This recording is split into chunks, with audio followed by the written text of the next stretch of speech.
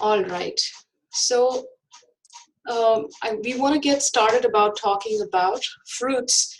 And really, the only thing that we're going to focus on, because when we come back in July, we will only be doing AC 102.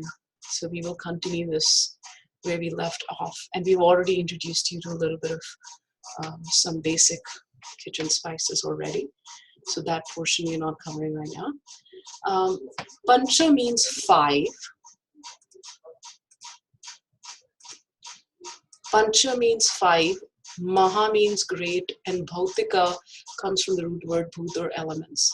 So when we talk about fruits in Ayurveda, we really want to talk about whether fruits or vegetables or even grains or any kind of food. We want to talk about what are the great elements. And why is that important? If I am a Vata person, then I cannot eat fruits or vegetables or food groups that are also air and space elements. If I'm a Kapha person, I should avoid earth element fruits and vegetables. If I'm a Pitta person, I should avoid acidic or sour, which have fire element in it. That's why we need to know the Pancha Maha Bhautika, 5. So you know how in chemistry you have the chemical composition of something. So in Ayurveda, the chemical composition is the 5 Mahabhutas.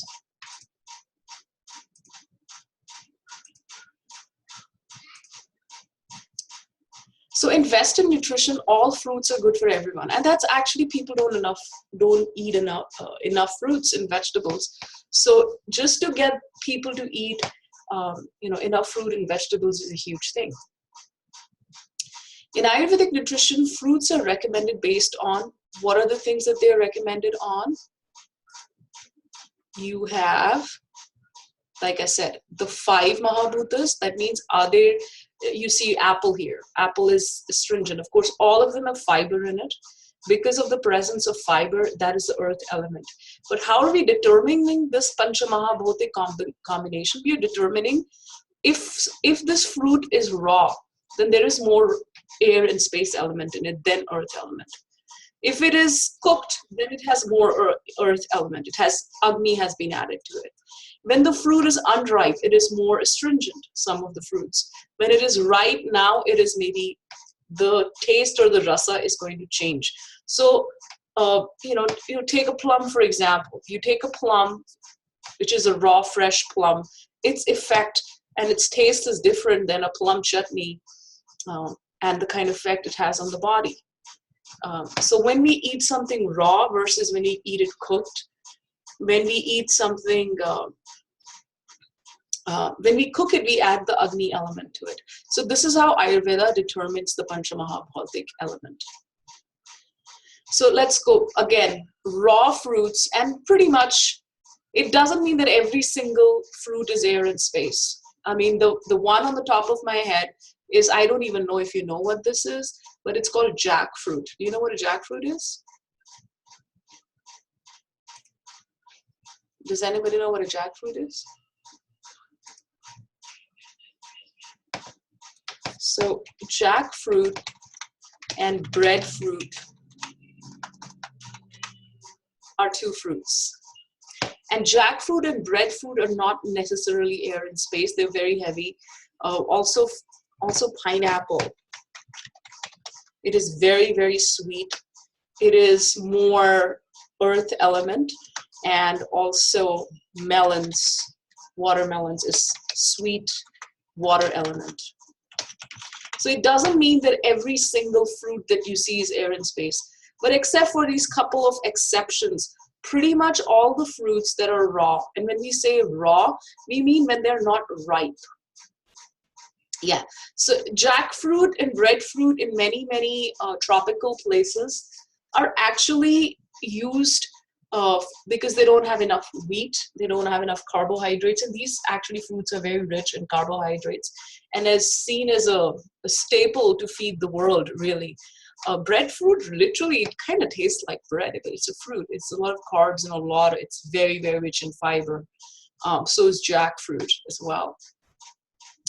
So what happens when you process fruits? Now, a few weeks ago, when Christina had done a class and Meera had a question about a cucumber being cooked. So I had answered that when you, in Ayurveda, when you have a very ripe mango, it is extremely ripe or extremely ripe banana. A ripe banana is like what we will call it pakva.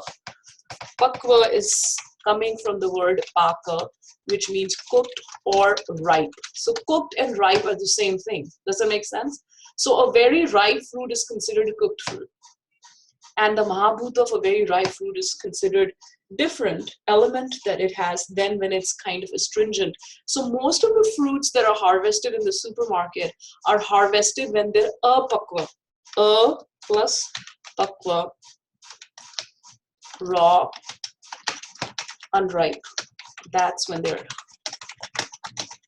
Are you understanding what I'm talking about? So when fruits are harvested and in raw state, that, and then they're sold as that, and eating that fruit is actually will increase vata dosha and cause a problem. But when they're harvested, when they're almost ripe, nobody, I think, except for if you have a local farm or a farmer's market, they might harvest strawberry.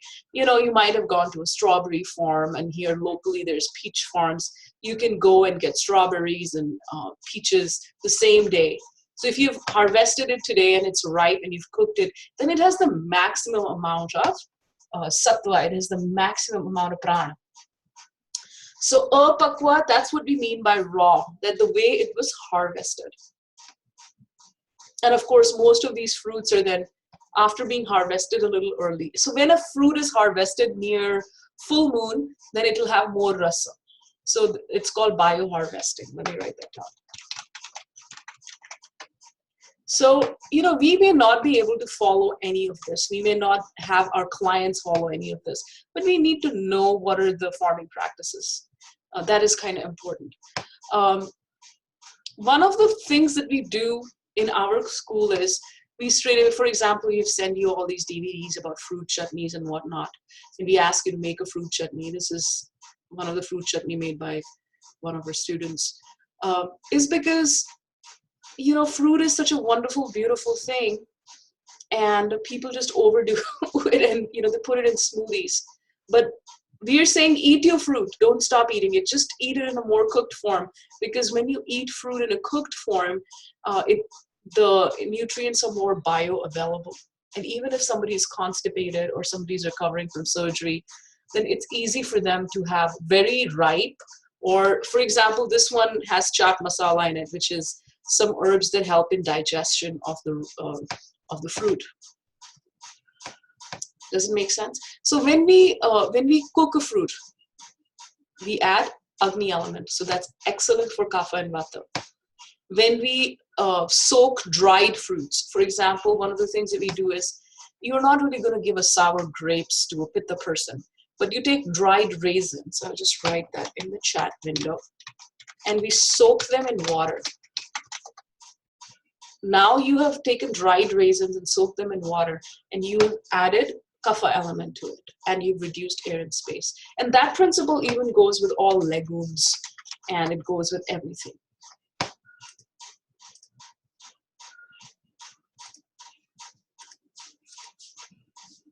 Okay. So generally, kaphas, with the exception of berries and apples. Sorry, I'm writing with the exception of berries, papaya, and apple. And I'm talking about green apple, not sweet apple. What is it called? Granny Smith apples. With the exception of berries, Granny Smith apple, let me just write down berries, apple, and actually, let me just do it in the chat window. It's easy. Berries, apple, papaya, and pomegranate these are the 4 staple things for kapha person, and all of them can also be given to a pitta person. But anything other than this, it doesn't mean that kaphas cannot have it, but if they're unbalanced, they should not have it, and they should avoid it. Normally, you will see All fruits have either sweet taste or sour, or a combination of sweet, sour, or they're astringent. Mostly they're astringent. The only fruit that is astringent, the only set of fruits that are a little bit astringent, most astringent would be pomegranate and sometimes grapes, especially red, those red seedless grapes that they make wine with. But they also have sourness in them. It's only when they ferment it, the sourness goes, and they make wine with it. But pomegranate is pretty astringent. Apple is astringent. Berries are astringent, but pomegranate is right on the top. Also, plums can be astringent, but only unripe plums. When you have a ripe, juicy plum, it is not astringent. So it is kind of hard. Ripe is considered cooked, so because it has been in the sun and it is ripened naturally. Usually all fruits are considered sattvic. That means they're good for the mind. They promote peace to the mind. But if you're a Vata person and you have too much fruit, let's say you have fruit for breakfast, lunch, and dinner, then it's going to cause rajasic. So you cannot do fruit in. So if the same fruit is done in a cooked form, then it's not going to make a imbalance of Vata person. This simply means affinity to Rasa Dhatu, plasma, blood. When you have lots of fruits, it actually nourishes the fluids in your body. And normally, most fruits are cooling. And many fruits have a laxative, cleansing, especially when they're ripe, they have a laxative, cleansing taste. When they are very, very ripe, then they are sweet and cold. Usually avoid eating, when we say raw fruit, we really mean when it is not ripe, like I said. If you are going to eat fruit for breakfast, make sure it's really nice and ripe. And in the afternoon, no problem, because the Agni will digest all. And those people who have Tikshna Agni, this is probably a mistake here, Tikshna Agni, where there's acid reflux, avoid sour and citrus fruit, and try to have cooked fruit. Any questions? Okay. This is just a list of fruits, and it is not necessary that it's the best list. It would be great if you could go through it and ask questions about it later. This was made by one of our students who was graduating practitioner. And then there's a list of fruits for Pitta and not recommended for Pitta. So here, when we say apples that are sour, those Granny Smith apples that are tart, that's what it means here. But the Fiji apples, or those very sweet, ripe apples, are absolutely fine. So go through the list for Vata, Pitta, and Kapha, and have your questions. We have a Q&A session tomorrow. I don't even know if anybody's going to join in or not, but that's a great time to get your questions out to me tomorrow evening at 7. And then you have this, obviously, look at all the fruits that are not recommended for Kapha. Avocado is very, very high in fatty acids, good fats. Ripe bananas, astringent bananas, absolutely fine. Coconut, dates, figs, grapefruit, kiwi, mango, melon. This sweet, all of these are not good for, the only thing is raw plum would be okay, but not sweet, juicy. Anything that's sweet, juicy, not recommended. But all of these are Vata pacifying.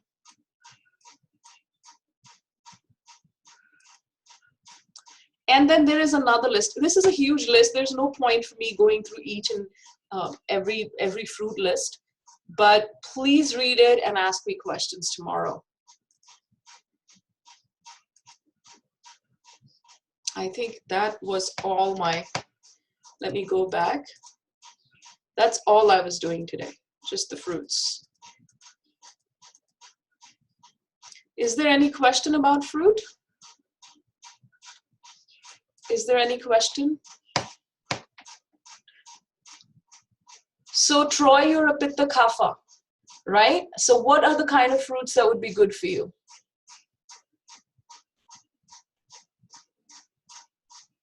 What type of fruits do you think would be good for you? So all astringent fruits, like I mentioned, if you look, all the berries, apple, papaya, pomegranate's good for you, especially having those. No, lemon, lime, no. Absolutely not.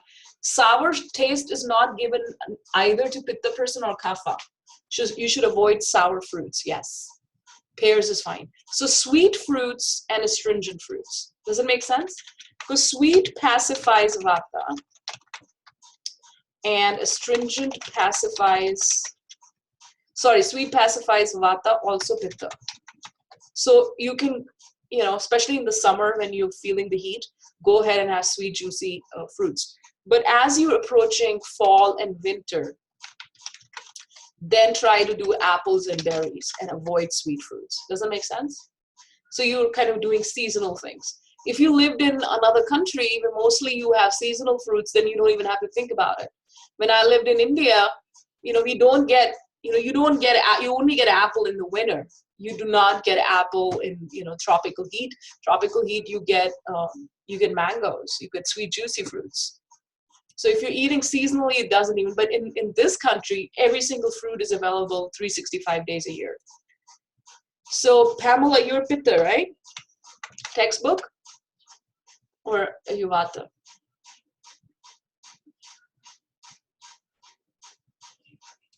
I don't even know if, oh, you're the only one here. All right, that's it. That's it. Then we are done with the class. And then if you have any questions, I will see you tomorrow, and just go through the list of fruits. And those who are going to be watching the recordings, please go through it and have your questions ready for tomorrow's class, or put it in the forum. Have a nice night. Thank you.